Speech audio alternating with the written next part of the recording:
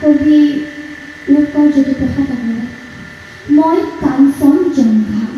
তুষাৰ শুভ্ৰহীৰ মই অভ্ৰমেৰীৰ মোৰ জতা ঝৰি ঝৰি নিজৰি নিজৰি বই নিগৰি নিগৰি অবিৰল কণ্ঠা সৌন্দৰ্য পৰিধৰা পীয়ুষ কলীয়া সুৰধনী গংগা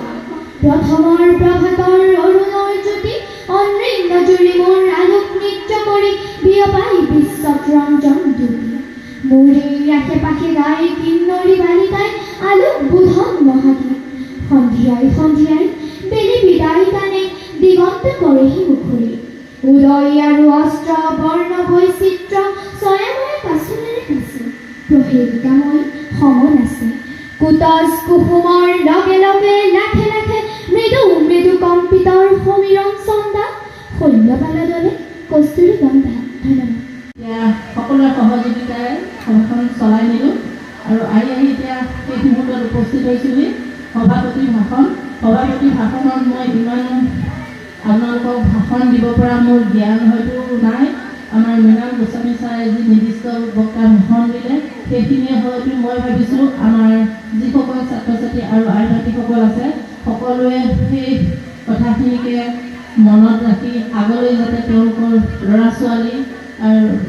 ছোৱালীসকলক আগুৱাই নিবলৈ বা এনেকুৱা এখন প্ৰতিযোগিতাত তেওঁলোকক নিজকে সক্ষম কৰি বা তেওঁলোকক এজন যোগ্য ব্যক্তি হিচাপে তেওঁলোকে যাতে পাৰফৰ্মেঞ্চখিনি তেওঁলোকৰ যিখিনি যোনজন ছাত্ৰ ছাত্ৰী যিটো বিষয়ত আগ্ৰহী সেই সকলোখিনি তেওঁলোকে আগুৱাই লৈ যাবৰ কাৰণে প্ৰচেষ্টা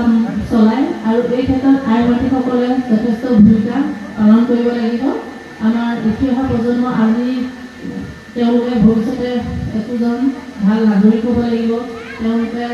নিজৰ লগতে নিজৰ গাঁওখনৰ লগতে তেওঁলোকে দেশখনলৈও তেওঁলোকৰ যিখিনি অৰিহণা আগবঢ়াব লাগিব। মই ভাবোঁ তেওঁলোকে সকলোৱে একোজনে ভাল ছাত্ৰ ছাত্ৰী হৈ গঢ় লৈ উঠক এই মই মোৰ ফালৰ পৰা তেওঁলোকলৈ মই অনুৰোধ কৰিছোঁ আৰু যাতে এনেকুৱা বিহু মেলা প্ৰত্যেক বছৰে পাতি ল'ৰা ছোৱালীখিনি যাতে